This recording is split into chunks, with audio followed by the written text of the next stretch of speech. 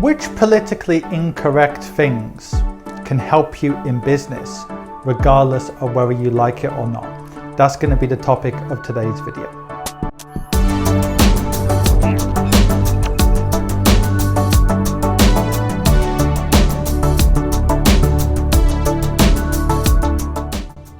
Now I'm going to start with number one. Now number one is that popularity does not actually matter that much. Now what do I mean by that more specifically? On my video of Tai Lopez, I made the point that rightly or wrongly, online he has plenty of bad reviews, loads of people hate him. There are even people who say, you know what, I click on his ads on YouTube because I'm so fed up of him that I want to cost him money. Some people literally hate the guy, right? But it's completely irrelevant. He's making whatever tens of millions a year, and it shows that money follows attention, not automatically who is more popular. If you're popular amongst 1,000 people in your local community, every single person likes you and loves you. Even if they refer you on to a few people, that's never going to be as useful as something like Ty's doing, and he's probably been seen by over 1 billion people around the world now because of all of his ads. Even people who don't know his name have probably seen his ads even subconsciously. So at the end of the day, being exceptionally popular amongst a minority of such a big amount is always going to be more useful than being loved by 100% of people when it's a smaller amount. Now that might sound obvious, but it leads me to number two, and that's that we actually don't really have a reputation and nobody cares. A lot of people, they kind of, they kid themselves, and don't get me wrong, I did this in business as well when I was starting out, that it's all about the reputation. And whenever something happens, let's say they get a bad review online, whatever, some people take it very personally, especially if it's clearly not true, and they try to argue with logic and say, oh, this is so unfair, this is so wrong. But deep down, unless we're Amazon or I don't know, Jeff Bezos or Warren Buffett, most people don't even have a reputation. Even Tai Lopez, I said he has a bad reputation amongst some people and a good reputation amongst others, but most people don't even know who he is. He's just somebody who maybe people have seen on ads, but they don't know who he is deeply. In reality, things like this come and go. Today's scandal is tomorrow's newspaper. So for example, if I went through some of the scandals that have happened in the last 15 years, you would have forgotten about it. For example, who now can remember the NSA scandal with Edward Snowden 10 years ago? Who can remember Rupert Murdoch and the scandal involving, telephone hacking? Who can remember certain celebrities who have had affairs? Things just come and go. So deep down, nobody has a reputation, certainly not a permanent reputation. So a lot of people kid themselves and say, oh, in this day and age, things like there's no such thing as bad publicity. It no longer exists in the social media age. But the truth is, it actually does still exist, and people are taking advantage of that. So you can see that with some people who cynically take advantage of these things. I'm not saying if it's right or wrong, but you can see some of these people. I mean, I'll give you an example. The former apprentice contestant Katie Hopkins, that would be one example of many, and they cynically take advantage of the fact that there is still no such thing as bad publicity. They'll say outrageous things to get noticed, and it works, right? It doesn't mean that everyone likes them, but it's completely wrong to say in the social media age everyone has a reputation, and that as soon as you get a few bad reviews, that's it, it's curtains. It's still far better to have huge traction and have plenty of negative reviews like Tai Lopez has, than be the kind of person who's really guarding your reputation so carefully that basically you're not known. Most people's problem is not that they have a good reputation or a bad reputation. Most people are just unknown. If you can get as known as possible, that's always going to be better, regardless of whether most people like you or not, compared to being obscure. Now another thing which might not be politically correct to say, but it should be obvious, is that actually more diverse teams don't always succeed. Now what do I mean by that? There is this idea that if you have a more diverse team, more traction is going to be gained in business. Now, it can be true in certain situations. So for example, it is true that people are more likely to want to deal with people who are more like themselves. So let's say you've got, I don't know, a real estate agency in London. if you employ, I don't know, a Chinese person, plus somebody who's young, plus someone who's old, plus an Indian person, different people targeting different groups of people, all groups of London, if they're actually good at their job, that can definitely help. The more languages you have, the more people you have, it definitely works, but only if they're good at the job. Just having diversity for diversity's sake is actually not a good thing for many private businesses. And I have seen this several times where more diverse teams haven't succeeded just because, well, for whatever reason. Often it's because maybe the wrong person was employed or they've been employed for the wrong reason. So as a business owner, don't think that a more diverse team's automatically going to result in better outcomes. It might do, or it might not do. Now, number 4 is the idea that all debt is bad.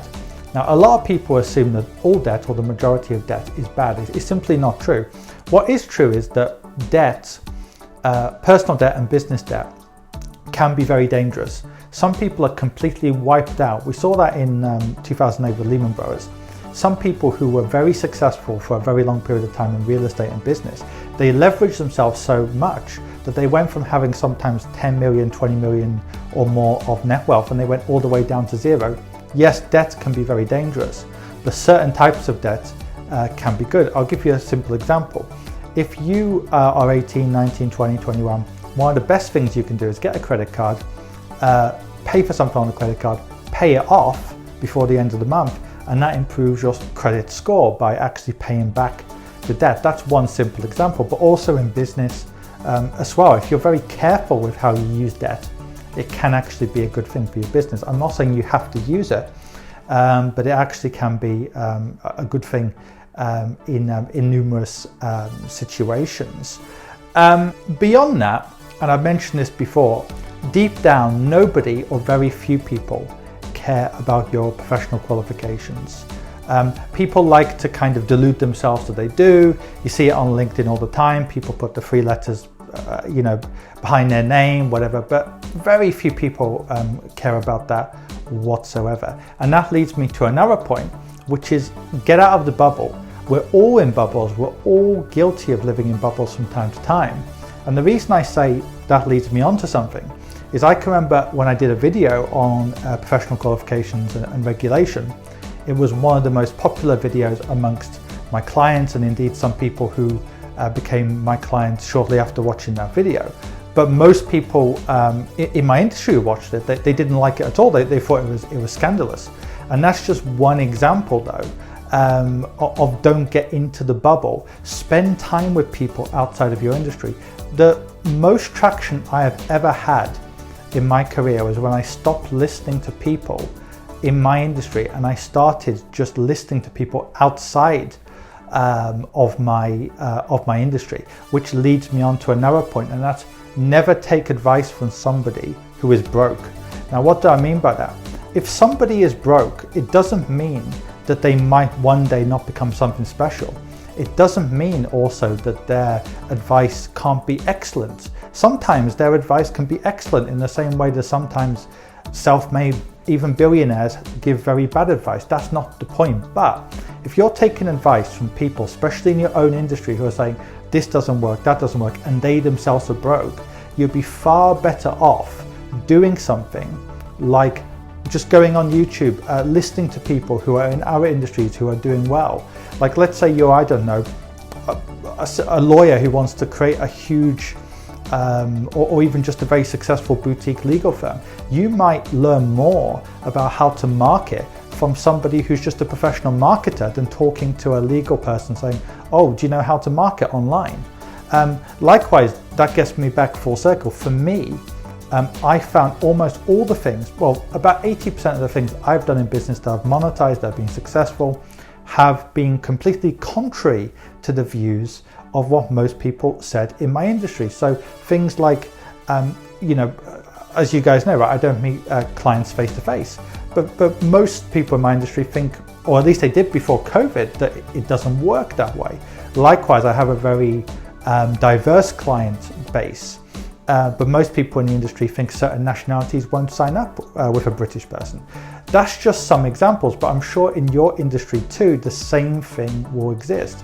I'm not saying never listen to people in your industry, but don't think that people in your industry are automatically going to help you more than people outside the industry.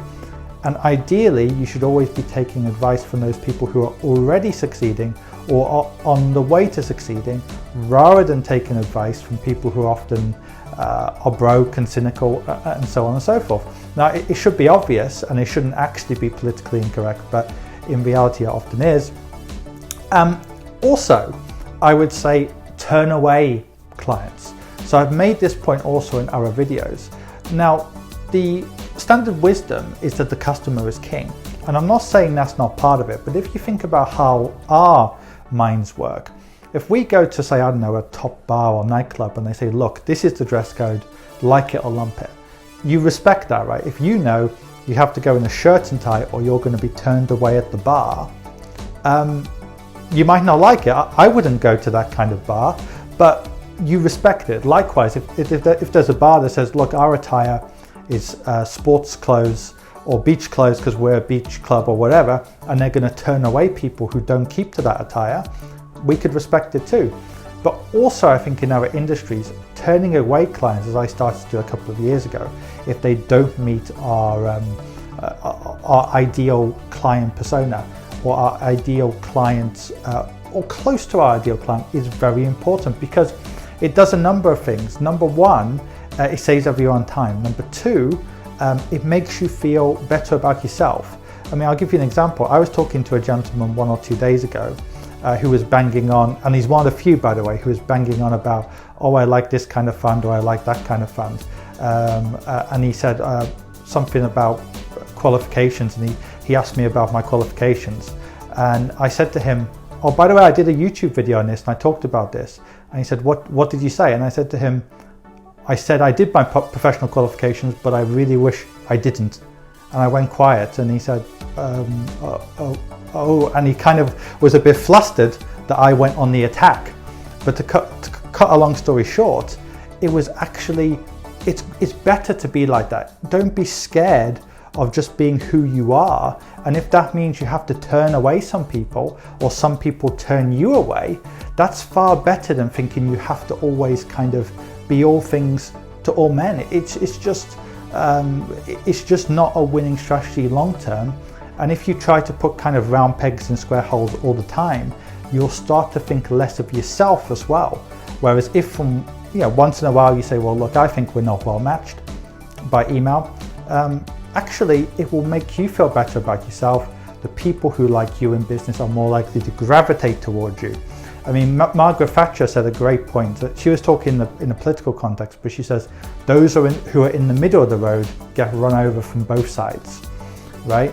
And it's very true. You can imagine if there was, I don't know, let's say a consultant or a real estate agent, or I don't know, a gym instructor who came online and said, I'm a Trump supporter or something like that. Half of the people would hate him or her instantly.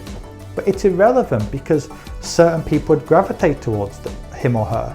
The same thing when it comes to anything, right? So never be afraid of being particularly liked or disliked by a certain number of people, because if that happens, you're more likely to get traction, as opposed to if you're just trying to be all things to all people. Okay, everyone, I've got some really exciting news today. So for a couple of years now, many people have asked me, well, look, I can't afford your minimum investments, but I really like your advice. I don't know if you can do this or you can do that, or you can help me in that way, or you can't help me in that way.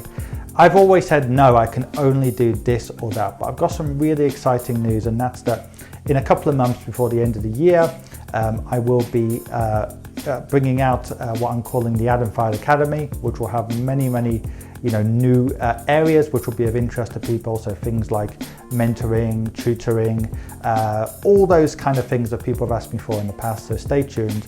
I'm going to be announcing it in the next few months, but I thought I'd tell it to you guys before. Let me know if there's anything in particular that you're looking for in this academy. We're going to be focusing on many different areas, including how to invest productively, also some business areas, because that's another thing people have asked me about before.